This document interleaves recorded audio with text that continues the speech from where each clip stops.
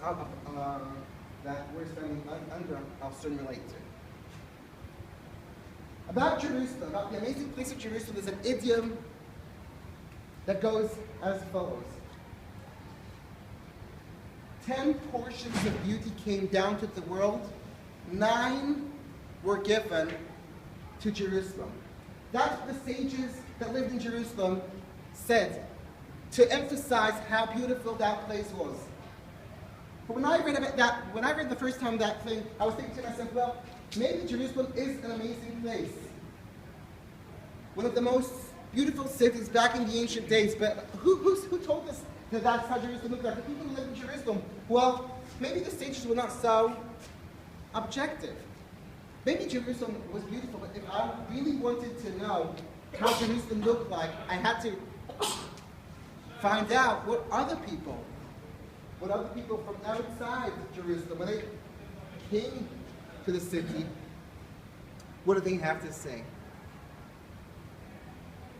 Quite a few people did talk about Jerusalem. One of them was a person called Pliny the Elder, a Roman historian that lived in the 1st century CE. And when he comes to Jerusalem, he talks about Jerusalem and says, famous not only in Judea, but in the whole Far East. Famous for what? Famous for the beautiful and amazing structure of the city.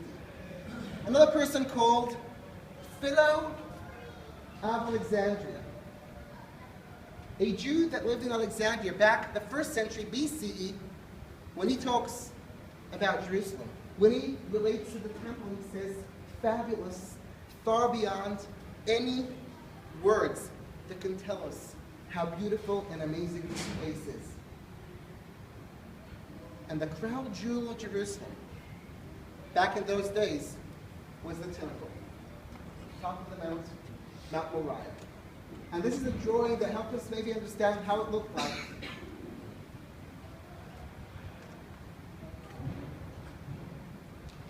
Why am I showing you this thing? Because I'd like to show you now closely where exactly we are standing related to this picture. So I'll go and show you. Can you see my laser? We're exactly under this bridge.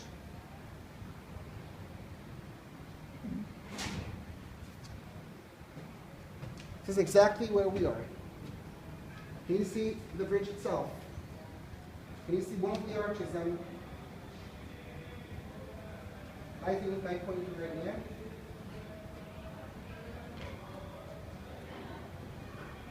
So, just to understand, the location to my front is west, to my back is east.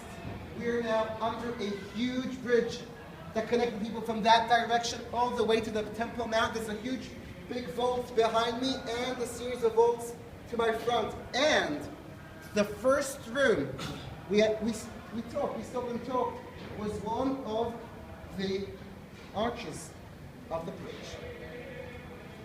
But if I touch these stones, and that relates to the question I was asked, are we under arches that were built 700 years ago? This is in a different period. Although the bridge itself I showed you was built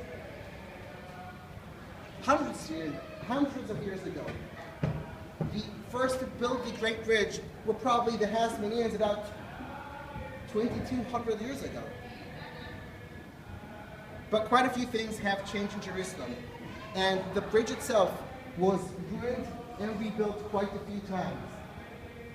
Herod himself, 2,000 years ago, built a huge bridge. I showed you in the picture, but it was also ruined throughout the times. The last ones to rebuild, to renovate the bridge, were the Muslims about 1,300 years ago. So these arches, this one that we're under right now, the one we were under at the beginning, were built about 1,300 years ago, based on the Great Bridge. So if we go under the surface, we will find great vaults that are related to the Second Temple period bridge. What do you think? Are we underground or above ground? Underground. Underground.